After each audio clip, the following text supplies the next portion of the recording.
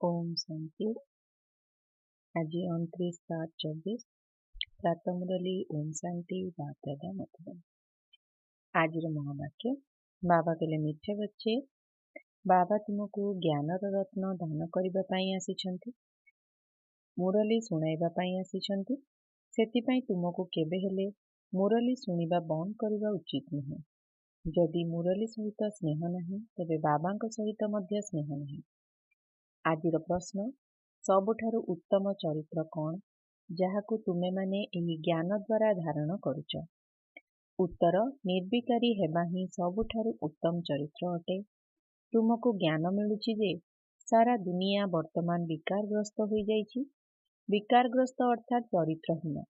बाबा निर्विकारी दुनिया स्थापन करबा पई आसीछंती। निर्विकारी देवता माने ही चरित्रवान थिले एवं बाबांको मने पकाइबा द्वारा ही चरित्र सुधरी थाए। धारणा पाई मुख्य सार, आमर पिता परम शिक्षक एवं परम सद्गुरु अटंती। एही कथा समस्तंकु सुनाइबाकु हेब। परमात्मा एवं तांकर संपत्ति विषय रे समस्तंकु पढ़ाइबाकु हेब। ज्ञान अर्थात सृष्टि चक्रर ज्ञान को धारण करी स्वदर्शन चक्रधारी हेबाकु पड़िब एवं विज्ञान अर्थात एही शब्दमय संसार ठारू ऊर्ध्वरे शांति अवस्था को जीवाकु हेब। 7 दिनर मूल पाठ को बुझी सारिबा परे केउठी रहिले मध्य पाठपढ़ा पढ़िबाकु हेब। आजिर वरदान, सेबारे मान शान प्राप्त करिबार कंचा फल को त्याग करी सर्वदा प्रसन्न चित्त रहुथुबा अभिमान मुक्त भव। राजकीय रूपरे इच्छार स्वरूप हेला नाम, मान एवं शान।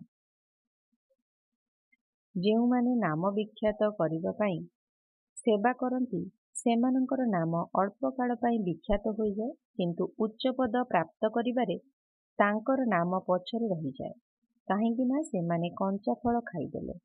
केही केही भाबंती जे सेवार फलाफल रूपरे मते सम्मान मिलिबा उचित, किंतु एहा सम्मान नुहे, अभिमान अटे। जेउठारे अभिमान अछि सेठारे प्रसन्नता रही पारिबो नाही।